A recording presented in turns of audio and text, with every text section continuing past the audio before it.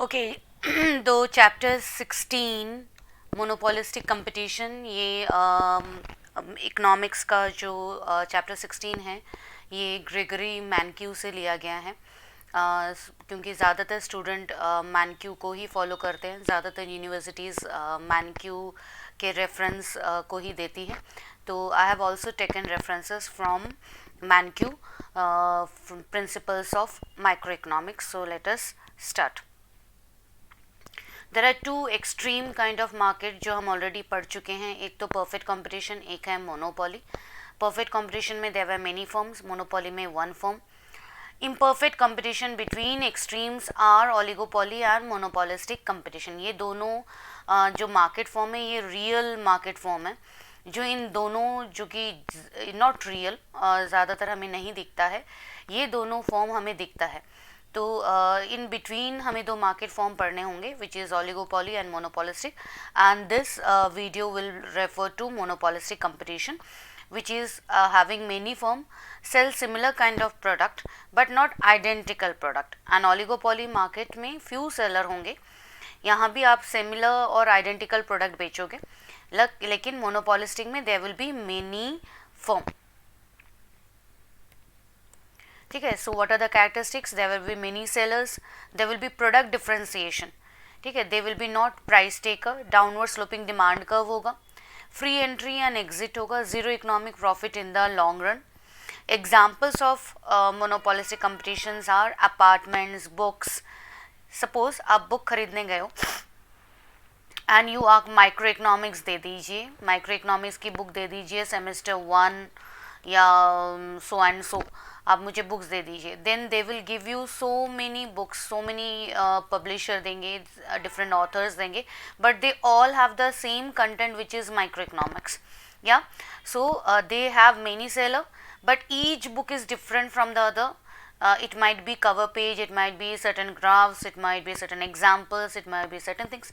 So there are product differentiation and there will be they are not price takers, they are price maker, क्योंकि थोड़ा बहुत price in सब में फ़र्क होगा एंड सबके प्राइजेस खुद सेलर ने ही बनाए हैं।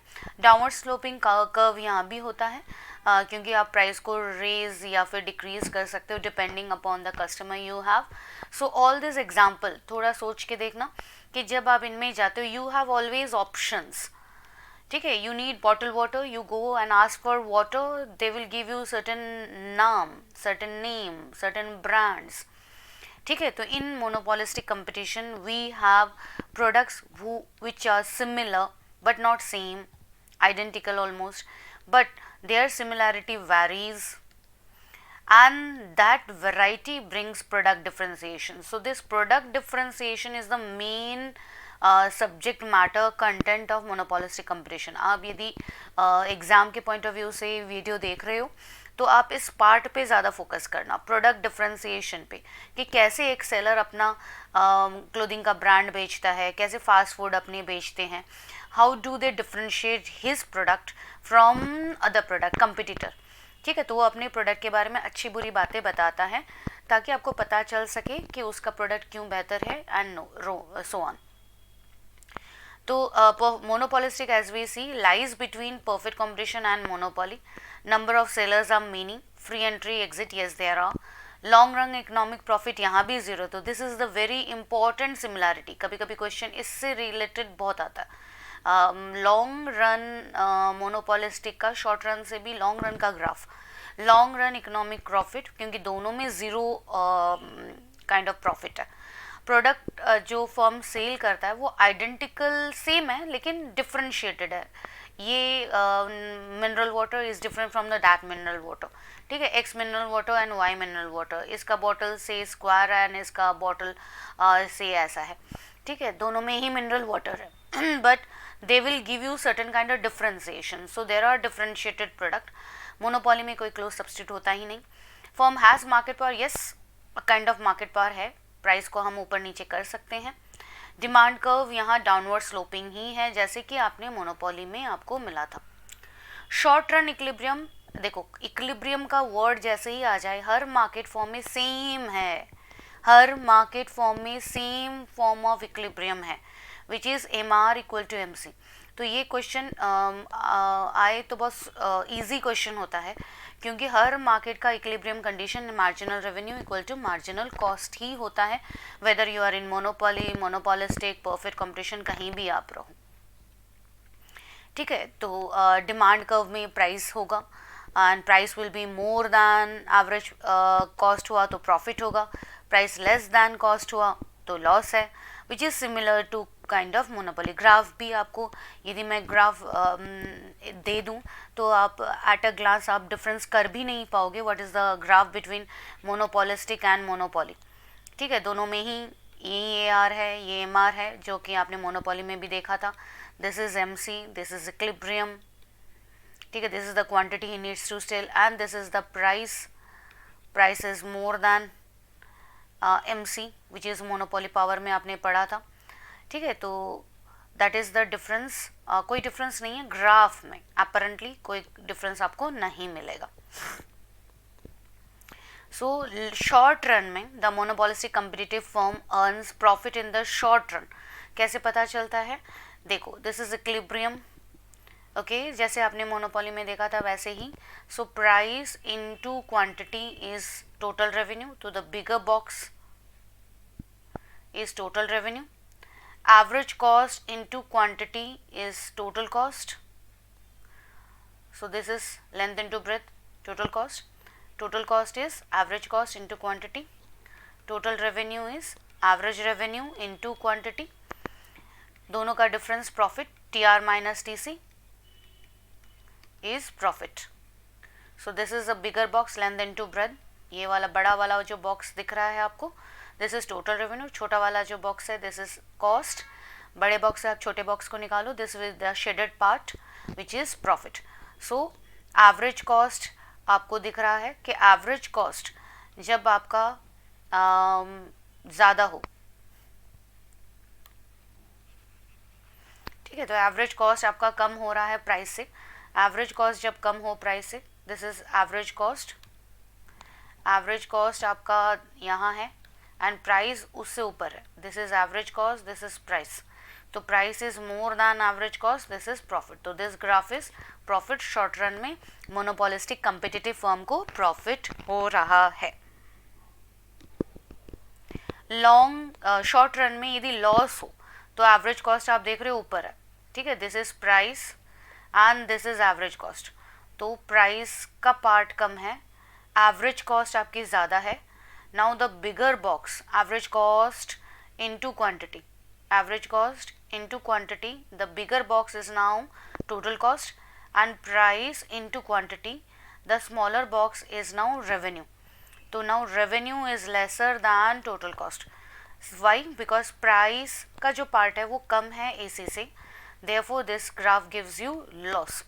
ठीक है, इक्विलिब्रियम यहाँ भी है, नोट आप यदि देखोगे पहले वाले में भी इक्विलिब्रियम, तो इक्विलिब्रियम के साथ प्रॉफिट लॉस का कोई रिलेशन नहीं होता। इक्विलिब्रियम इज अ पॉइंट जो सिर्फ आपको क्वांटिटी बताने के लिए दिया जाता है। तो शॉर्ट रन में मोनोपोलिस्टिक फर्म जो कि अपना डिफरेंशिएटेड प्रोडक्ट बेच रहा है, कंपटीशन में बैठा हुआ है, बाजू वाला भी उसके जैसा ही प्रोडक्ट बेच रहा है, एडवांटेज उसका ये है कि वो अपना प्राइस बना तो सकता है, लेकिन लॉस होगा प्रॉफिट होगा डिपेंड करेगा कि उसके कॉस्ट कितने हैं और कंपटीशन में वो कितना प्राइस फाइनली रख पा रहा है। लॉन्ग रन में, ठीक है, भले ही वो शॉर्ट रन में competitive profit firm short run में वो प्रॉफिट कर सकता है, लेकिन लॉन्ग रन तक जाते जाते क्या होता है, यदि प्रॉफिट है तो न्यू फर्म एंटर करेगी। तो जैसे जैसे न्यू फर्म एंटर करता है डिमांड एंड सप्लाई के हिसाब से, supply will shift rightward and price decreases. तो प्राइस जो कि एडवांटेज दे रहा था एवरेज कॉस्ट से ज़्यादा था, ठीक है, एंट्री ऑफ फर्म के वजह से प्राइस कम होगा। तो ये जो गैप है एवरेज कॉस्ट एंड प्राइस के बीच में गैप, ये धीरे धीरे इक्वल होना शुरू हो जाता है बिकॉज प्राइस डिक्रीज करेगा और कंपटीशन के वजह से एवरेज कॉस्ट इंक्रीज करता है due to advertisement and all, क्योंकि आपको डिफ्रेंशिएट करना पड़ेगा, न्यू फर्म एंटर करेगा, न्यू कंपटीटर आता है, तो एग्जिस्टिंग फर्म को और एडवर्टाइजमेंट करना पड़ता है ताकि प्रोडक्ट बिक सके। तो गैप कम हो जाएगा बिकॉज प्राइस न्यू फर्म की वजह से डिक्रीज करेगा, एवरेज कॉस्ट बढ़ता रहेगा, price equal to average cost हो जाएगा। So demand face by each firm demand curve shifts leftward, price falls, each firm profit declines to 0. ठीक है, तो सप्लाई इंक्रीज करने से और डिमांड लेफ्टवर्ड जाने से, क्योंकि देखो प्राइस का fall is the reason behind demand और सप्लाई में से सप्लाई का ज़्यादा होना. अब ये खुद बढ़ जाए तो प्राइस डिक्रीज़ कर जाएगा, डिमांड डिक्रीज़ कर जाए तो प्राइस डिक्रीज़ कर जाएगा.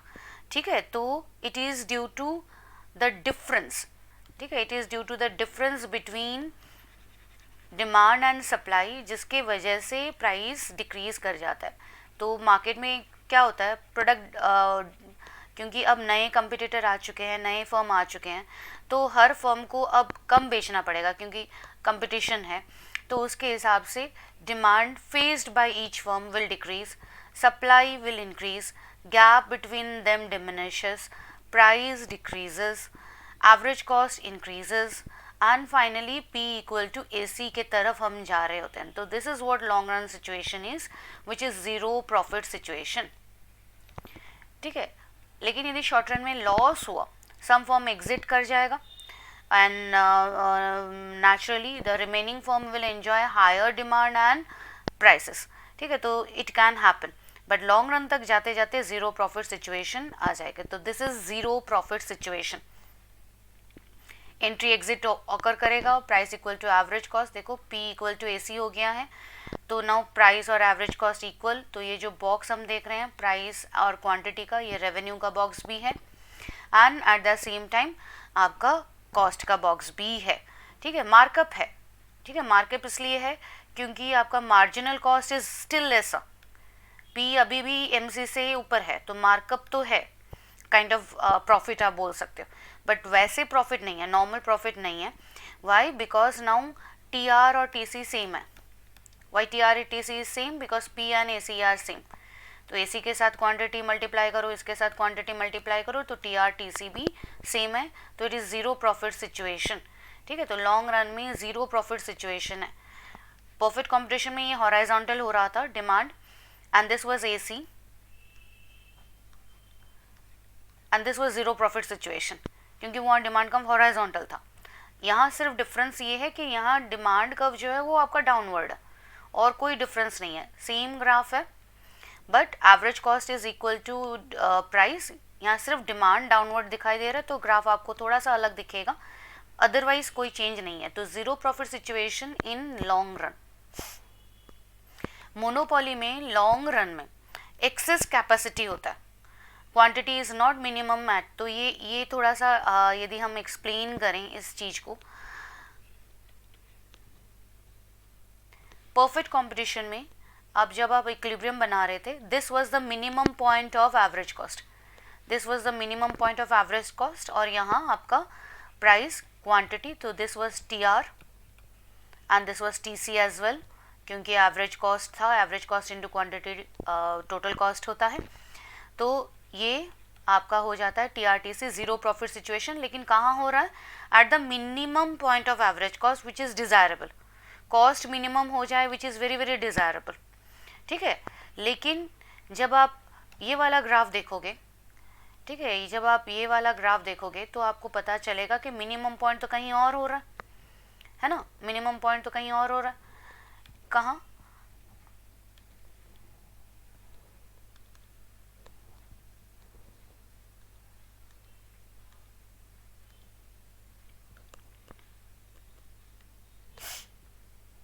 देखो MC और AC जहाँ कट करे, this is the minimum point, लेकिन इक्विलिब्रियम कहाँ आ रहा है? Above minimum point. तो ज़ीरो प्रॉफिट सिचुएशन तो है, लेकिन कॉस्ट मिनिमम नहीं हो पाया. जस्ट इमेजिन एक फर्म इतना प्रोडक्शन कर रहा है, प्रॉफिट कर रहा था शॉर्ट रन या लॉस कर रहा था शॉर्ट रन, लेकिन लॉन्ग रन तक जाते जाते उसके कॉस्ट मिनिमम नहीं हो पाते. कोई भी फर्म के दो टारगेट होते हैं, या तो प्रॉफिट को वो मैक्सिमम करना चाहता है एंड लॉस को वो मिनिमम करना चाहता है. तो यहाँ profit in that sense maximum तो हुआ है, क्योंकि MR equal to MC profit maximising condition ही है. लेकिन यहाँ कॉस्ट मिनिमम नहीं हुआ, क्योंकि कॉस्ट यदि मिनिमम होता तो क्वांटिटी देखो कहाँ तक प्रोडक्शन हो सकता था, मोर दैन दिस पॉइंट.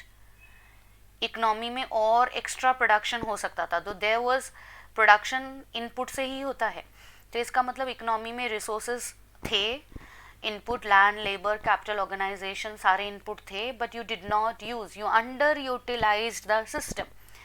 यदि करते तो मिनिमम होता, बट आपने नहीं किया, क्योंकि कॉस्ट मिनिमम करने का मतलब प्राइस मिनिमम करना भी होता है, वो आप नहीं चाहते, क्योंकि प्राइस ऑलरेडी जो आ चुकी है कंपटीशन की वजह से वो आपको ज़ीरो प्रॉफिट दे रही है। ठीक है, तो प्राइस को सही इस पॉइंट पे रखने के लिए you agreed for higher average minimum cost, ठीक है, more than minimum cost. So ये जो पॉइंट है, ये जो एवरेज कॉस्ट है, it is not minimum. So this is the main difference. Perfect competition में ये जो पॉइंट आता है, ठीक है, वो पॉइंट आपका क्या हो रहा है, वो आपका दे रहा है, द मिनिमम पॉइंट आपको दे रहा है, ये वाला पॉइंट मिनिमम है, लेकिन ये कहाँ दे रहा है, अबव मिनिमम पॉइंट। इक्विलिब्रियम यहाँ भी ज़ीरो प्रॉफिट सिचुएशन है, यहाँ भी ज़ीरो प्रॉफिट सिचुएशन है, बट दिस इज़ मिनिमम। तो ये एफिशिएंट नहीं है, क्योंकि ये वाला प्रोडक्शन हम नहीं कर रहे। ठीक है, तो you are reducing the economic pie. Word क्या यूज़ कर रहे हैं, economic pie. whatever the process of production process, whether you are producing goods, services, agriculture, equipment, कुछ भी आप बना रहे हो, आप less than efficient point पे बना रहे हो। So you have excess capacity. This is known as excess capacity. You had the capacity, but you preferred not to produce. ठीक है, तो आपने अपना कॉस्ट के मिनिमम पॉइंट पे आपने नहीं किया, आपने स्लोपिंग पार्ट पे किया, आपने डाउनवर्ड पार्ट पे किया है, आपने मिनिमम पार्ट पे नहीं किया है। जबकि परफेक्ट कंपटीशन में तो जब भी क्वेश्चन आता है, आपको दोनों ग्राफ बनाने हैं, परफेक्ट कंपटीशन के मिनिमम पॉइंट वाला भी एंड दिस वाला पार्ट भी। What is welfare of the society? Monopolistic competitive market do not have all the desirable welfare properties of perfectly competitive market. Sources of inefficiency, markup of price over marginal cost. ठीक है, तो monopolistic competitive market के पास सारे desirable quality नहीं है, जो कि welfare कब होता है, जब प्रोडक्शन सबसे ज़्यादा हो, प्रोडक्शन बहुत ज़्यादा हो, ठीक है, रिसोर्स का फुल यूटिलाइजेशन हो, कॉस्ट कम हो, प्रोडक्शन सरप्लस, कंज्यूमर सरप्लस सब बेहतरीन हो, स्पेशली कंज्यूमर सरप्लस। तो ये सब चीज़ें यहाँ उतनी नहीं हो पाती, क्योंकि प्रोडक्ट मैक्सिमम नहीं बन पा रहा, रिसोर्स आप फुल यूटिलाइज नहीं कर रहे हो, कॉस्ट मिनिमम नहीं कर रहे हो। ठीक है, तो markup of price over marginal cost अभी भी है, तो ये भी एक सेंस ऑफ इनएफिशिएंसी, क्योंकि P equal to M C हम चाहते हैं कि परफेक्ट कॉम्पिटिशन में P equal to M C होता है, तो वो डिज़ायरेबल है कि जितना कॉस्ट है उतना ही प्राइस हो, लेकिन यहाँ इनएफिशिएंसी है, प्राइस ओवर मार्जिनल कॉस्ट है। ठीक है, तो प्रोडक्ट जो बन रहा है, टू मच और टू लिटिल एंट्री, प्रोडक्ट की variety, externality, business stealing externality, तो ये जो एक्सटर्नलिटी क्रिएट हो रहा है, सेलिंग कॉस्ट, क्योंकि सब एक जैसे प्रोडक्ट बेचने की वजह से सबको एडवर्टाइजमेंट करना पड़ता है, एक्सपेंसेस बढ़ते हैं, एक्सटर्नलिटी क्रिएट होती है, मार्केट पे प्रेशर होता है, रिसोर्स को आप यूज़ कर रहे हो विच इज़ नॉट रिक्वायर्ड, बिना एडवर्टाइजमेंट के बेचें तो एडवर्टाइजमेंट का खर्चा बचता है, तो if you are saving the economy का रिसोर्स बचता है, उस पैसे से आप और ज़्यादा प्रोडक्शन कर सकते थे। लेकिन क्या करें, हमारे कंपटीटर भी एडवर्टाइजमेंट करते हैं तो हमें भी करना पड़ता है, तो this is kind of externality which is being created. ठीक है, तो इससे कॉस्ट बढ़ता है और ये इकोनॉमी के ऊपर एक प्रेशर क्रिएट करता है, वेस्टेज ऑफ रिसोर्सेस इसको बोलते हैं, इनएफिशिएंसी आप बोल सकते हो। So markup P greater than MC, तो सोशली एफिशिएंट जो क्वांटिटी है, मार्केट की quantity is less than social efficient quantity, so dead weight loss है यहाँ पे। Product variety externality, consumer get extra surplus from the introduction of new product. Business stealing externality, losses incurred by existing firm when new firms enter into the market. So far we have studied three forms, which is perfect competition, monopoly and monopolistic. In each of this, would you expect to see firms spending money to advertise? No. हमने monopoly में देखा था कि advertisement की ज़रूरत नहीं, because there were no competitor, so what's the point of advertising, because you are not competing with anyone. Perfect competition में advertisement करने का कोई फ़ायदा ही नहीं है, क्योंकि all are selling homogeneous product, तो एक प्रोडक्ट दूसरे से इतना सिमिलर है, फिर आप ज़्यादा बेच के ज़्यादा एडवर्टाइजमेंट के करके करोगे ही क्या। लेकिन मोनोपोलिस्टिक कंपटीशन में आपको प्रोडक्ट डिफरेंशिएशन बताना होता है. So you need to sell and advertisement cost is very very important. So इस एडवर्टाइजमेंट देखो बेचने के लिए एडवर्टाइजमेंट करना तो पड़ेगा, but whether it is good और bad from society's point of view we have to it depends upon case to cases. Advertisement is required. Without advertisement you cannot sell product in monopolistic, because यहाँ product similar होते हैं. You need product differentiation. जो salesman होगा वो product को differentiate करेगा ही करेगा. ठीक है, तो what are the incentive in monopolistically competitive industry? Product differentiation and markup pricing lead to use of advertising. The more advertisement जितना करेंगे उतना उनका प्रोडक्ट बॉट होगा मार्केट में. एडवर्टाइजमेंट से ही फाइनली प्रोडक्ट डिफरेंशिएट होता है, तभी खरीदा जाता है. Now whether it is wasting, तो we are divided on it. कुछ कहते हैं इट्स नेसेसरी, कुछ कहते हैं नहीं. लेकिन एडवर्टाइजमेंट के लिए इंसेंटिव ये है कि when firm sell differentiated product and charge prices above marginal cost, advertise to attract more buyers, तभी आएंगे. ठीक है, डिफरेंशिएटेड प्रोडक्ट बेच रहे हैं और प्राइस को अबव एमसी कर रहे हैं, तो उनके पास एक ऑप्शन है कि गैप है ना, तो गैप को आप यूज़ कर सकते हो for advertisement. So you have motivation, क्योंकि एडवर्टाइजमेंट आप तभी करते हो जब आपका कॉस्ट अलाउ करे. तो आपका कॉस्ट अलाउ कर रहा है एंड और एट द सेम टाइम आपको रेवेन्यू ज़्यादा जनरेट होगा. तो मोटिवेशन यही है कि इंसेंटिव होता है एडवर्टाइजमेंट करने के लिए, मोटिवेशन है. Advertisement spending, highly differentiated good 10 to 20% of the revenue. Industrial product में ज़रूरत नहीं है उतनी एडवर्टाइजमेंट की.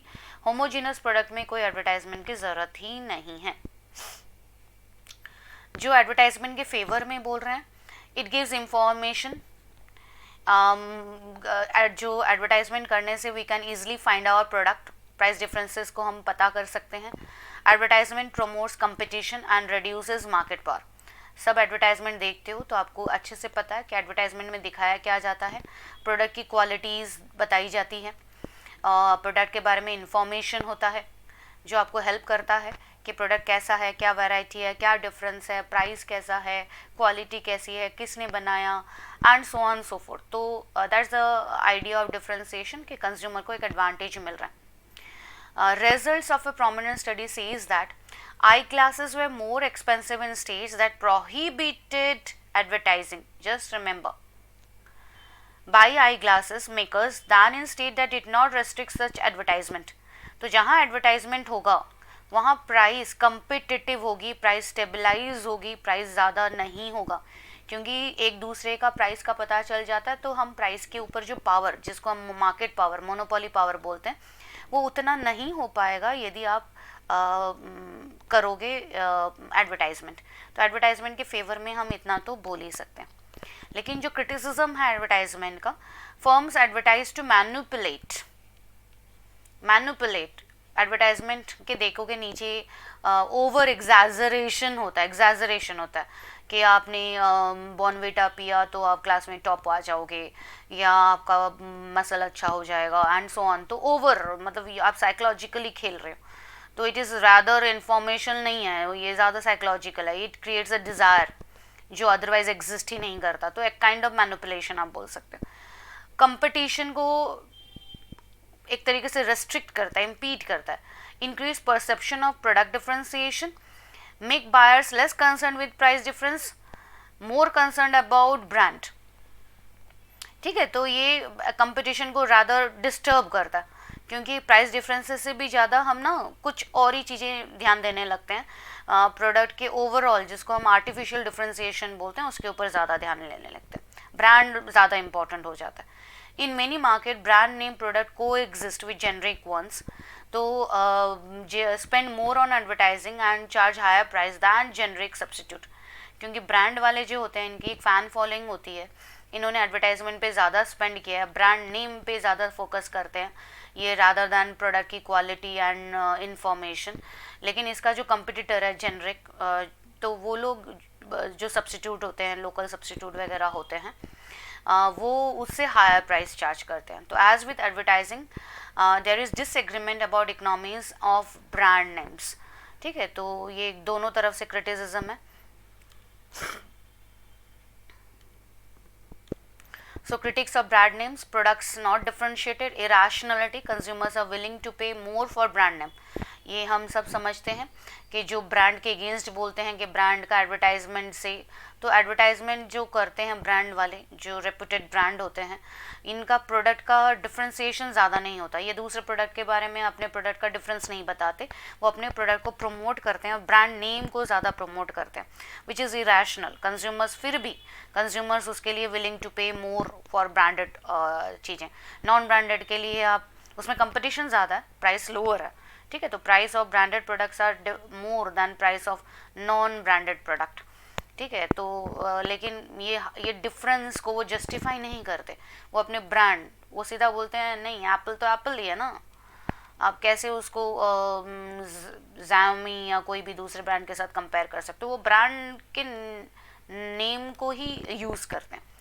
एंड जो डिफेंड कर रहे हैं ब्रांड नेम्स के, consumer information about quality and confirms incentive to maintain high quality. वो बोलते हैं कि हम हाई क्वालिटी मेंटेन करते हैं, अपना रेपुटेशन मेंटेन करने के लिए हम हाई क्वालिटी मेंटेन करेंगे और इसीलिए हम प्राइस को हाई रखते हैं. ठीक है, तो अकॉर्डिंग टू कंज्यूमर को लगता है कि उनको क्वालिटी मिल रही है और सेलर को लगता है कि मैंने प्रॉपर इन्फॉर्मेशन दिया है. So this is finally we have come to the end of this chapter. Monopolistic competitive market has many form, differentiated product, free entry. Each firm is monopolistically competitive. Market has excess capacity. Monopolistic competition does not have all the desirable welfare capacity. Deadweight loss है. बहुत या तो बहुत ज़्यादा entry हो जाएगी या बिल्कुल भी नहीं होगी. कोई क्लियर कट पॉलिसी मेकर का कुछ पॉलिसी आउटकम यहाँ से खास निकल नहीं आता कि हम मार्केट आउटकम को ज़्यादा इम्प्रूव कर पाएँ. प्रोडक्ट डिफ्रेंसिएशन ही मेन हो जाता है. Advertisement is the main. तो कुछ फेवर में एडवर्टाइजमेंट के, विच नॉट फेवर. तो critics of advertising and brand name argue that firms use them to reduce competition. Defenders argue that firm use them to inform consumers to compete more vigorously on price and quality. ठीक है, तो अब यदि इस monopolistic जो कि मैंने मैनक्यू से पढ़ाया, इसके जो क्वेश्चंस हैं, ठीक है, बुक के जो क्वेश्चंस हैं वो आप सबको करने होते हैं क्योंकि they are all case study. और जनरली जो इकोनर्स पढ़ते हैं या मास्टर्स कर रहे हैं या कम्पिटिटिव एग्ज़ाम उसके लिए प्रिपेयर कर रहे हैं, उनके क्वेश्चंस उनके बुक से ही ज़्यादातर रेफर्ड होते हैं. For those reference please do contact, this is my mail.